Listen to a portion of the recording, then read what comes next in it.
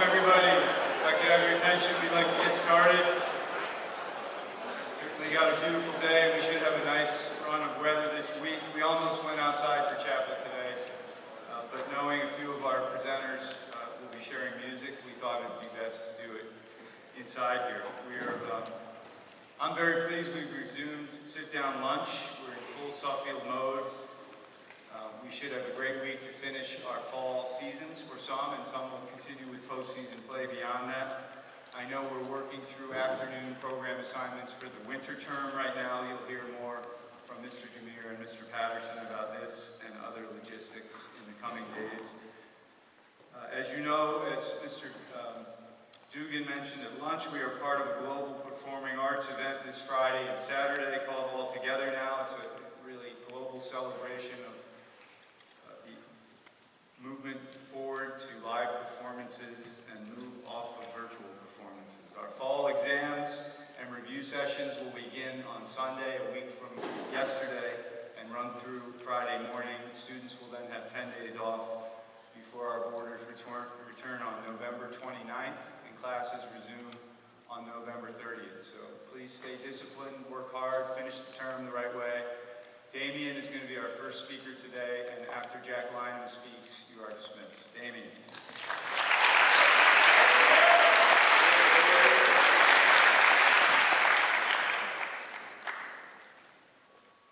Hello everyone. My name is Damien Crane, and I am a 3-year senior from Salisbury, Connecticut. When coming up with a chapel speech, I wanted to talk about my life while presenting something everyone can relate to. So I decided to talk about the importance of having a positive atmosphere in your room. I've been going to boarding school for the last 5 years of my life, and this is one of the most important things that go into ensuring that you have a good time. My first year of boarding school in Rumsey Hall, I was extremely nervous to begin my first year living away from home. I got to the room which would be my home for the next year and walked into one of the smallest rooms I've ever been in. Me and my roommate's bed were close enough to jump from one to the other, and I could touch the ceiling without jumping. My roommate soon showed up after. He was a short boy from Mexico City named Pedro. We had our awkward introductions, and then our parents left us to live with each other for the rest of the year. My new roommate decided to tell me the next day that his father was the president of Mexico, and that if I was ever mean to him, the Mexican government would come for me. For some reason, I believed this, and didn't decide to look it up until a whole year later, and found out that this wasn't true at all. The following year, I got to choose my roommate, roomed with a kid I had been friends with named Michael. Our rooms were set up with 2 lofted beds with our desks tucked underneath them. We decided that we had to do the only logical thing possible and buy a $15 hammock to hang between the beds. This worked out perfectly until I woke up to my roommate screaming in pain at 2 a.m. on the floor after falling out of it. We soon after decided to retire the hammock. Coming to Suffield, I didn't know what to expect. I was going to be placed with a random roommate again and had no idea if we would get along. I moved into row dorm and met Chris Williams-Jones, my new roommate. At first we were quiet, but soon began to find out we had similar interests in music and began to become friends over that. We decorated our room with posters of our favorite artists and even had a real analog clock so we wouldn't be late for class, which often didn't help. My next year I moved into Spencer with Benedict Bullitt. Ben and I set up our room with a nice couch, fuzzy rug, a TV, LEDs, and posters. Ben and I also bonded over music and shared a similar competitiveness when it came to video games. My senior year in Fuller, I ended up tripling with Sander Abel and Trey Bishoping. If you didn't already know, the triples in Fuller are massive. They are by far the biggest dorm room I've ever been in. We decided that we wanted to max out the space in our new room, so we did the only thing that made sense. We created the triple-decker bunk bed. The bed is just like a normal bunk bed, but with a mattress underneath the bottom bunk. We used our extra bed frame to make a lofted couch, and we put another couch in front of it like stadium seating. We all brought various posters, but we were all so different that our room ended up being a mix of all different genres and interests on the wall that somehow came together to look pretty nice. To all of you, I strongly advise to make your room feel as comfortable for you as possible. And for boarders, I strongly encourage you to develop good relationships with your roommates, because those are the people that will remember you for the rest of their lives. Thank you.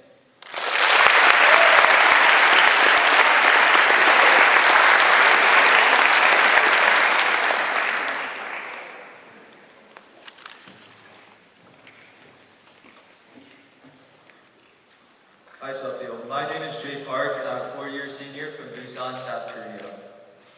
I know this is a really cliche start, but I really never thought that I would be up here and that this day would come. I still vividly remember my freshman year, sitting in the church across the street, listening to all the seniors speak. It never really occurred to me that I too would one day have to stand up and give a speech. Yet here I am. Time really does fly. Sometimes it feels like the day would never end, but when you look back at the weeks and years, it just flies by here at Suffield. Now as a senior in my last year, rather than giving you guys the classic tips to success here at Suffield, let me tell you a few of my favorite Suffield stories that I feel like embody these tips. Number 1, don't leave things until the last minute, especially during sporting events. This one is kind of ironic coming from me, as I am one of the biggest procrastinators out there. As some of you know, I really don't like doing things until it's the last night before it's due. This chapel speech is no exception, as I was actually writing this last night after somehow ignoring all my advisor's warnings about how I should start earlier. But that is not the story I have for this tip. The story must have been around the end of freshman spring. I had a lot of work due for the day after, but the Game 7 of the NBA Eastern Conference Finals was happening that night. As a logical person, I didn't even touch my homework and proceeded to watch my game with my roommate, Eric Winokur. Now, if there's anything that you need to know about Eric, it's that he's a diehard 76ers fan. So, for those of you who remember that game, it was basically the Raptors versus the Sixers in the Game 7. In the final seconds, Kawhi Leonard bounces the ball around the rim 5 times and it drops in. Eric runs into our room to sulk his team's loss, but in the process, he decides to lock the door. I decided for some reason that night to not bring my keys out of my room, so after watching the game, while still having a lot of homework to do, I was stuck outside and locked out of my own room. No matter how hard I banged on the door to let me in, Eric did not budge from his bed. So, after 10 minutes of trying to get the door open, I gave up, ran around the dorm looking for my dorm parent to unlock the door for me. Once I finally had the door open, I still had hours of homework to do while Eric cried himself to sleep a few feet away from me. Not the ideal situation to be doing your homework in. Another time, during my sophomore year, I decided that it would be in my best interest to leave Miss Powey's 120 physics problems until the last Sunday before they were due. But yet again, being the logical person I am, I decided that football Sunday was a better way to spend my Sunday. So there I was, after dinner, having to cram out 120 physics problems. Again, not an ideal way to finish off the weekend. Number 2, try something new. I know this one's again the really cliche one that everyone says in every single chapel speech ever, but I really do think that it's true. Freshman year, I tried out a new sport, cross country. Knowing that I was not coordinated enough to kick a soccer ball, nor was I really able to catch or throw a football. So, with that in mind, I decided that cross country would be something that I could do. The first practice ever, I still remember nearly wanting to throw up from the core exercises that Mr. Papuli decided to make us do. Although every single practice after that was still tough and physically taxing on my body, I really think me choosing to try cross country was the best decision that I made here at Suffield. It was here that I met one of my greatest and craziest friends at Suffield, Jack Lyman, along with my 2 running buddies, Frankie and Sander. I also think that I got into great physical condition during the season, although my race times may not agree with me on that. My freshman year, I started at 32 minutes, then I reduced it to 21 minutes by the end of my sophomore cross-country season.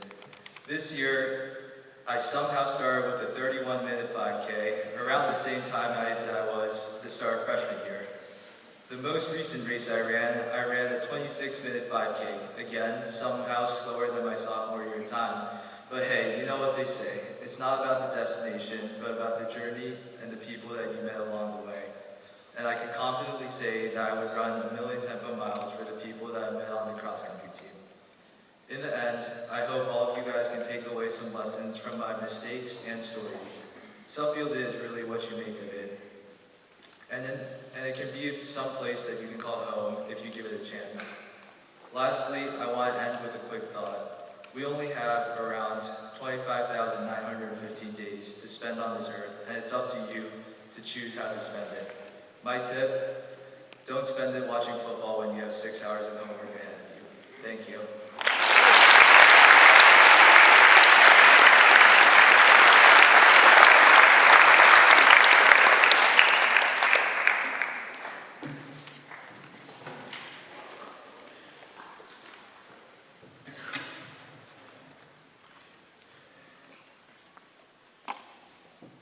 Hi, I'm Lauren Burton, and I'm a four-year senior from Duxbury, Massachusetts. My whole life, music has been a vital part of my growth. One of my favorite memories from my childhood is my mom, dad, sister, and I all dancing in our living room, listening to anything ranging from 80s music to the current music my sister and I would listen to in 2010. So some pretty good music. Throughout high school, music has helped me build up a confidence within me I never thought I could have. I write songs to help get my thoughts out and realize my emotions. I've bonded with some of my best friends through performing on stage together and made some amazing memories writing and recording a Halloween punk rock song. As I go on in my life, I know music will always be a part of me and will connect me to who I am. Today, I'm going to sing a song that I wrote. And I actually wrote this song yesterday because I was starting to feel nostalgic as I was looking at a picture of my soccer team that was gifted to all the seniors by the underclassmen. And I started to realize what being a senior really meant, and I wanted to get my thoughts out. This song is about time passing, life changing, and brand new starts, something as seniors are going to be going through very soon. I remember when I was a freshman, watching all the seniors give their chapel speeches, always saying to enjoy your time at Suffield because you never know when it'll be over. I never believed them until now. Before you know it, we'll be graduating, going to college, and starting all over again. Yet we'll always have Suffield to call home, and we'll always have the people we've made here. Enjoy the song.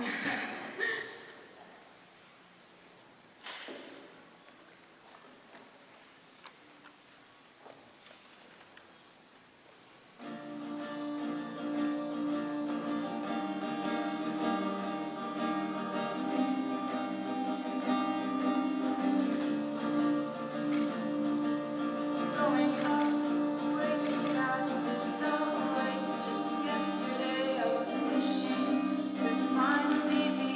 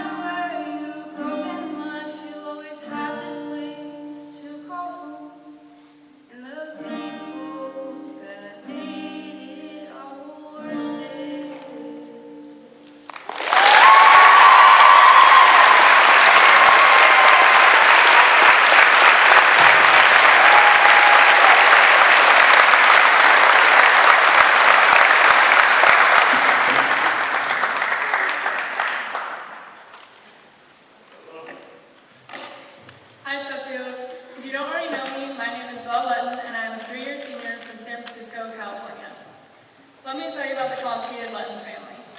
My dad's first name is Paul, but everyone knows him as Christopher. My mom's name is Luz, but she goes by Gabriella. My brother's name is Christopher, everyone knows him as Finn.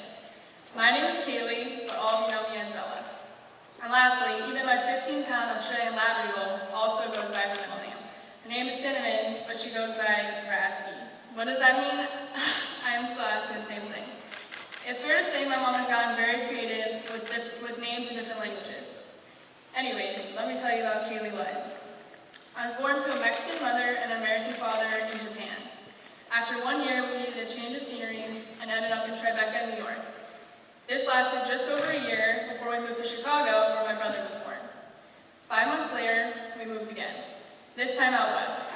With a brief experience living next to the Giant Stadium in San Francisco, it only lasted a few months until we relocated to another area of California called the Tiburon Peninsula for the next 7 years. For my dad, that was the longest he had ever lived anywhere in his life, and we joked that he must have had the itch to make sure life didn't become too easy for us, so we were off again. This time, we moved to Rye, New York in Westchester County. It was fun, but as you might be assuming, short-lived, because we were only there for 2 years before we left for a summer vacation in San Francisco. Emphasize on vacation, because that really was all that it was until we realized how much we missed it and never came back. This time, instead of the North Bay, where we lived in Tiburon for so long, we moved to the East Bay to a town called Dorinda. After another 4 years of stability, it felt like maybe my brother and I were catching the bug for new challenges that my parents had. When my brother started looking at boarding schools in his 8th grade, I started really liking the idea and decided to do the same, which led me to enroll at Suffield. So after 8 years in balmy California to freezing Connecticut, that was a pretty big adjustment, especially for the wardrobe. Fast forward to the summer of my junior year, I was so excited to go home after 3 long COVID-impacted semesters, but my parents had something different in store for me. As I landed at the airport, my parents had plugged in the GPS coordinates of a downtown location I'd never seen before. So basically, in my junior year of high school, they decided to not even tell me that we moved again. Pretty sweet to learn that my vote counts. Although I was still very much hurt that I didn't get a say on what the house would look like, after spending a few weeks getting settled, I started to really like living in a city. It was definitely a big change from living in suburbs my whole life, but some aspects of city living were actually really nice. Only for 2 months, of course, because you guessed it, this summer my parents did a 360 where now we live in the beautiful ocean side of Mexico. So basically, after 18 years, I've lived in 3 countries, 3 different states, 9 moves in total, and attended 8 different schools in 12 years. Fortunately for me, I finally feel settled living with my immediate family and 30 or so aunts, uncles, and cousins in Mexico. Until next fall, of course, when I have to adjust to a new school in a new state. I couldn't tell you what the future holds for me, but don't worry, Kaylee is ready for nearly anything.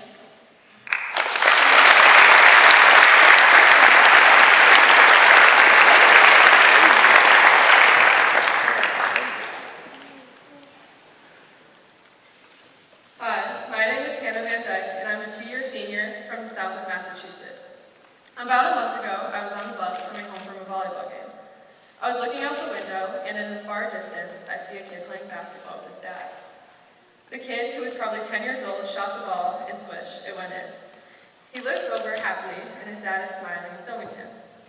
Not even a week after, I was in the car with my mom, and I saw 2 motorcycles pulled over on the side of the road. I was quick to notice a little boy standing outside of his house just observing these motorcycles. He had the biggest smile on his face. I turned to my mom and said, "That just made my day." It's moments like these that make me realize it's the simplest things in life that are so important. This made me think back to my life and how something so small has impacted me. At a very young age, my grandma had passed. Years later, my grandpa remarried, and now I call her my Nana. She took me in as her granddaughter, and from that moment on, we developed a granddaughter-grandmother relationship. She has greatly impacted my life with the smallest things. Every year, she gets me thoughtful gifts, whether it's jewelry that has meaning behind it or an article of clothing. This past Christmas, she got me a book. Yes, I know what you're thinking. A book. How could that be meaningful? This wasn't just any book, but it was titled To My Granddaughter. As I opened the book, I noticed almost every page was marked up with little edits that were personal. And one of my favorite quotes from this book was, I thought I had experienced all the best things in life, but when you were 5, I discovered a whole new world. You have given me so much joy and have reminded me that the simplest things really do bring me the most happiness. Your laugh really makes me smile, and each of your achievements really warms my heart. When I read this, it brought me back to when I was younger. I was so excited for someone in our family's birthday, or for a holiday we would spend together, as we would discuss what kind of cake we wanted to bake for the occasions. My Nana and I would spend hours in the kitchen, baking and decorating cakes. There was never a time baking with her failed to put a smile on my face. The simplicity of spending time with one another and bonding over spreading frosting onto a cake is what brought us joy. I will never forget these moments. With this, I wanted to say thank you, Nana, for always brightening my day.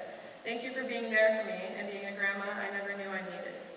In the book, it also says, "You are always in my heart and never far from my thoughts. Because since the day you were 5, I promise to love you forever." My wish is that you find a place in the world that gives you a sense of contribution, that you find the kind of love that makes the stars shine brighter, and that you know the gift of gratitude that comes from living a life of compassion. Remember, wherever you are, whatever you do, wherever life takes you, I will always love you. So Nana, I just wanted to say, you are always in my heart, no matter how far apart we are, and I will always love you. Thank you.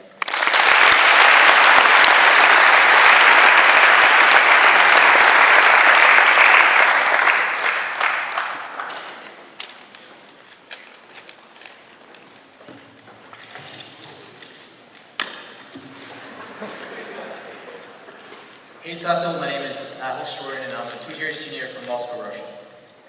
And my name is Damien Treitz. I'm a senior from Wolverhampton, Mass. I came to Suffield during the time of pandemic when the school was hard to call Suffield since many of the traditions that make Suffield so special got cancelled. And this year I felt like I'm a freshman who has his first sit-down lunch and his first color wars. Last year I had to spend the first half of the year remotely from home. And to be honest, when I finally got on campus, I was deeply disappointed. I could barely make friends and spend most of the time with my roommate, who unfortunately went back to his town high school. So hope I love you. Life on campus seemed to be boring and lasted forever. I can't say that I had great expectations before coming to Suffield this year, but everything turned out to be completely different. During the first week, I made so many new connections and friends. And before I couldn't find my place at Suffield community, but now I definitely know that I'm in the right spot. I was wondering what would be the right word to call Suffield right now. And I guess that the most important one is going to be home, because home is the place where you feel needed and safe. And a little advice from the person who's a senior, but in fact is a freshman or a sophomore. Guys, go out and make friends, because friends at Suffield are never going to give you up, never going to let you down, and never going to run around to desert you.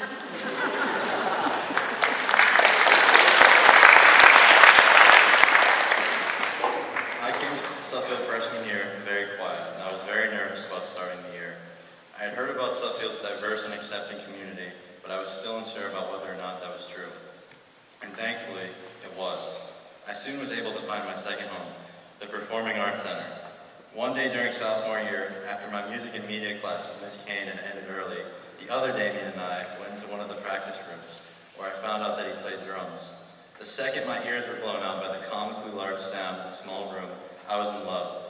Almost every day after that, I went to the PAC after classes to practice. I did this for around 2 months until winter break rolled around. After all that practice, all that hard work, after I put my blood, sweat, and tears into practicing, I was still awful. Thankfully, I kept with it, and now I've been playing actively for 2 years. I played with the jazz band with Alex for 2 years, and I've done guitar shows since sophomore year. Over these years, I've developed a large interest in composition and sound design. So, to showcase the progress we've made as musicians in all this time, we have a song to play. Right, yeah, and after we play this song, you might ask, why did we choose this song? And the answer for this question is going to be way easier than you think. I really didn't like the song you picked. And I didn't like the song that Damien chose. So that's why I decided to play the song that associates with Life at Suffield, because its tempo is crazy as Life at Suffield, and it's called Boogie Woogie.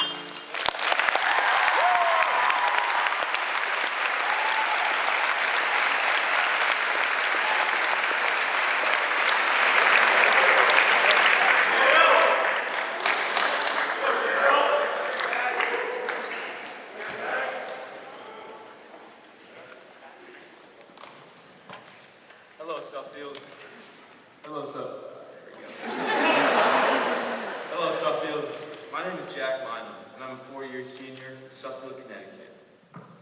Looking back on past summers, each has been unique and exciting in its own special ways. The summers of 2017, 2018, and 2019, however, stand out among the others due to my time spent as a camper at the Northeast Kingdom Running Camp. This camp took place at a small college located in Lyndonville, a small town in Vermont about an hour south of the Canadian border. As a seventh grader, fellow runners in my town reached out over the spring to see if I would be interested in attending as a way to prepare for the upcoming cross-country season. While the idea sounded great, the main drawback is that they, along with all the other campers, were high schoolers, as this camp was designed primarily for high school athletes. Despite this intimidation, I decided to exceed my comfort zones and ultimately convince my parents to sign me up. My time as a first-year camper ended up being a terrific opportunity where I was accepted by a warm and welcoming community while experienced rigorous training that helped shape me as an athlete. In the summers that followed, the experiences only got better as I became a more committed runner and grew tight-knit relationships with the people who I was attending camp with. A typical routine consisted of a 6:55 a.m. wake-up for a morning activity, such as a jog, swim, or yoga, followed by breakfast and a guest speaker. In the afternoon, buses would pick up the campers and drive us out to different locations in the area. Here, we would divert into our groups and set off for runs on gravel roads and dirt trails, experiencing the beauties of Vermont with the spacious green meadows and the desolate mountains ahead in the distance. The days at camp were tiring, but frequently fun and enjoyable. In spite of this, the constant dread always loomed over me of what was to come at the end of each week. The grad run, comprised of a 4-mile run up a mountain, was the final task of camp and a competition between the runners within each group to see who can make it up the fastest. My first time up the mountain had me in an arrogant state as I decided to pull ahead of my group and crush the first mile, only to struggle during the remaining 3 and have almost everyone pass me before reaching the top. While disappointed with my performance, I used what I learned during the next 2 summers by attacking the mountain with intelligence and determination. The way up is always a mental battle from start to finish, but once the summit was reached, the feeling of this achievement was like no other, along with the beautiful and breathtaking scenery that only added to the already positive atmosphere. Regardless of not going to camp the past 2 summers due to COVID and conflictions with work, my memories from previous years will always remain, making this a very special place down in my heart where I worked hard to become a better athlete and experience pleasure in doing so. And lastly, I just wanted to give some words of advice to the freshmen. So, to the freshmen, I was once in your exact same shoes, young, still in my early phases of personal growth and development, but always eager for what was in store along my high school journey. I remember sitting in chapel, and I'm sure you guys are all going to hear this, but I would listen to the seniors speak about how their special experiences went by in a heartbeat. I would laugh in my head and think, these people are crazy. 4 years is such a long time. There's no way high school goes by so fast. Years later, I've learned to never underestimate the power of time. The days at Suffield may feel long, given the early morning wake-ups for class and the late nights spent doing homework and studying. But the weeks keep the clock ticking with the fun, excitement, and intensity that comes along with each one. Also, before I say this, I would like to knock on wood. I have no intentions of jinxing anything here, but with the COVID situation making steady improvements and society slowly returning to its normal state, I feel confident in saying that among the other classes present, the freshmen are bound to experience Suffield at its most normal, absent of online learning and the many restrictions that were apparent during the last 2 years. With this, I ask you all to cherish this amazing opportunity now and in the years that come by partaking in all the fun things I can never do thanks to COVID cancellations. All of me would go to extreme measures to have had a normal Suffield experience featuring a sophomore spring and featuring sophomore spring and an ordinary junior year. Although my course for high school has already been written and will soon be complete this spring. But for you all, this is just the beginning of an unforgettable experience. Enjoy this life-changing process, take chances, and above all, have no regrets. Wishing everyone a great rest of their Monday. Jack.